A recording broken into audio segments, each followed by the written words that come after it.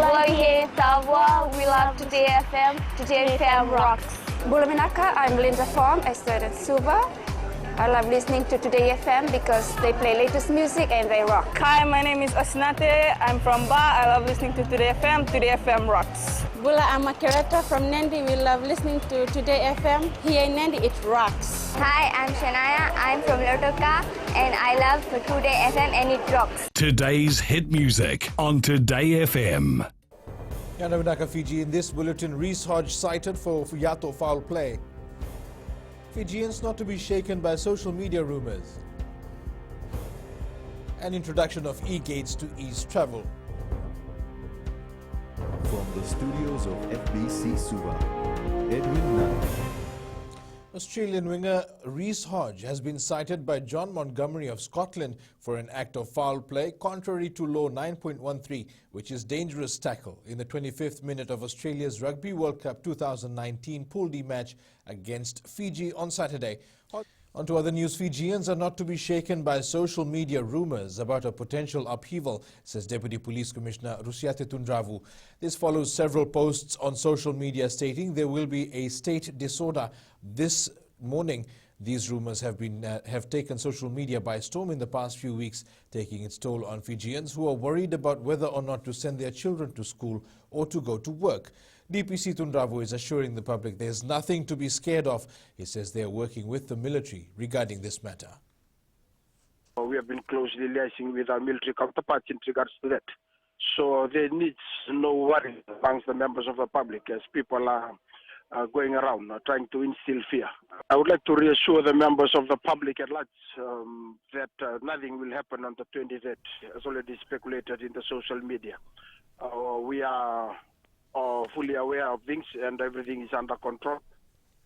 Director of Human Rights Ashwin Raj has condemned the seditious and inciting comments made by former NFP proposed candidate Firoz Ghulam Mohammed on social media. Mohammed on his Facebook page stated, "Now is the best time for the military to carry out a coup as most of the top members of government are away." Director Raj says the Public Order Act states that people can't make such statements or act in a manner which is prejudicial to public safety. What you don't have the right to do is to incite violence, right, and insurrection against the Constitution. It's very, very clear limitation placed in the Constitution under Section 17, right? It's also, again, very clear under the Public Order Act that, you cannot make statements or act in a manner which is prejudicial to public safety or to peace and good order. With the rollout of e-passports, focus now shifts to introducing e-gates. The Permanent Secretary for the Prime Minister's Office, Yogesh Karan, says before e-gates are introduced, there need to be enough e-passports in the country. He adds this eases travelling as e-passports will be used at e-gates instead of having physical passports checked by Border Force officers. Karan adds they hope to complete e-gates by the end of next year. What we want to do certainly is introduce e-gates as soon as possible. But before e-gates, we must have enough number of e-passports in the country. Otherwise, if we get the machines there and you don't have the right passports, so it won't be of much use. A 6-year-old has died after being trapped inside a burning house at Akbar Road, Vitawa in Raki. The incident happened at around 2 a.m. yesterday. The victim was trapped inside a 6-bedroom house which was owned by a 65-year-old farmer. Other 10 occupants of the house managed to escape unharmed. A police investigation is underway. A young Fijian climate change advocate has called on world leaders to act against climate change. 14-year-old Timothy Naulusala of Naividula in Tailevu has yet again made Fiji proud, delivering an expressive speech at the UN Youth Climate Summit in New York. While highlighting the devastating impacts of climate change in Fiji and the Pacific, Naulusala says we're already seeing and living the consequences of a warming planet. The young advocate co-chaired the intergenerational town hall session alongside Deputy Secretary General of the United Nations, Amina Jane Mohammed, Marshall Islands President Hilda Hine, and a few other leaders. Climate change affects us all. We need everyone to understand that we must work as a team before it's too late. Speak up. This is our time. A group of young people are working on a mural along Stinson Parade Bridge in Suva with hopes it creates a lasting message about climate change. The artwork, titled A Walk Through Our Future, was put together as part of a youth climate action initiative. International School Suva student Sarah Ndu says the artwork raises awareness on climate change so that young people can be part of the conversation that's happening at the UN Youth Climate Summit in New York. Ndu says the mural will show one side where the ocean is healthy and another will show a dead ocean that will eventuate if the issue is not addressed. We hope that everyone is aware that climate change is a serious issue to our country specifically, and we hope that people start, changing their lifestyle to a more environmental friendly, stop polluting, because the other side will show the effect. And I just want them to choose which future they'd like, this side or the side where the ocean's dead. The Fiji Muslim League will soon build an all-girls high school at its Makoi Vocational Center in 8 Miles, Nasinu.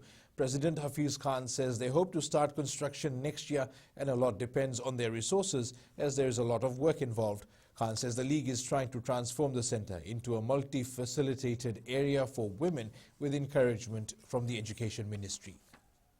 We're also starting a girls' high school here. This area and facility is dedicated to women only. So we have 7 or 8 acres here, so we want to have a girls' high school, which will have a hostel as well.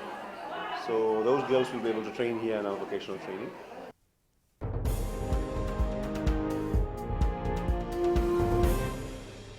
Bula na lang ko siya, dotali taga wali ronga sirma ko na do Fiji na kasi. Bula, ya verni ko melo toka. Dotali vio na Radio Fiji wan ando mai biti. Na zango merre telawa, go ngai tabua. Ando tali takana ronga na Radio Fiji wan nando mai biti. Bula go ngai no keimba, ando tali takawali na ronga na Radio Fiji wan nando mai biti. Na wali. Ano zango saniter kuati. Ando tali takawali na ronga na Radio Fiji wan eno sorry. Radio Fiji wan nando mai biti.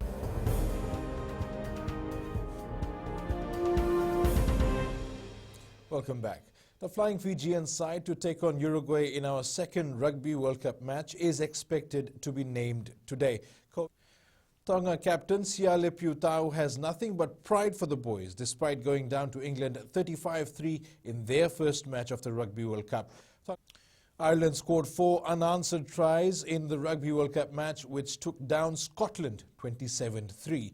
France will face USA in the next pool match on the 2nd of next month.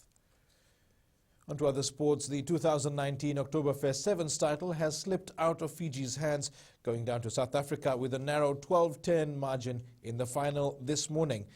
The Fiji Under-23 football team have started their 2019 OFC Olympic qualifiers match on a high. Fiji beat Tonga 4-1 as Patrick Joseph, Savinatha Balendrakondroka and Bruce Hughes scored for Fiji. Joseph scored twice. Both teams were locked at 0-0 at halftime, and coach Marika Rondu's message to the team benefited a lot.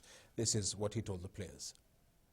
Just to improve the rhythm, the pace of the pass, and to circulate the ball more on the side. Just 3 basic messages, and I think that worked well. I think we need to pay attention to this in the next game, because we can't afford to waste 45 minutes to settle into the game. Fiji will now play Papua New Guinea at 3 p.m. on Wednesday.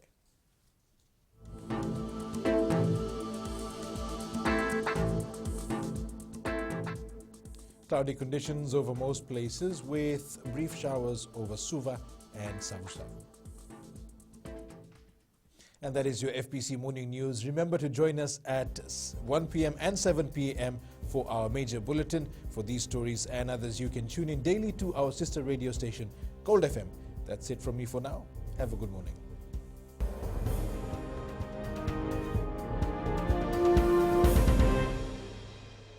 Hi, I'm Shamiza. And I'm Salma. We're from Nandi and we love Mirchi FM because it's hot.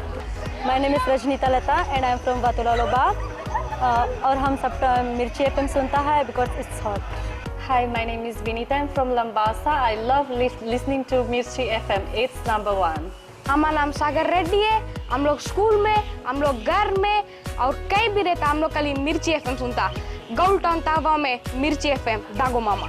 Mirchi FM. It's hot.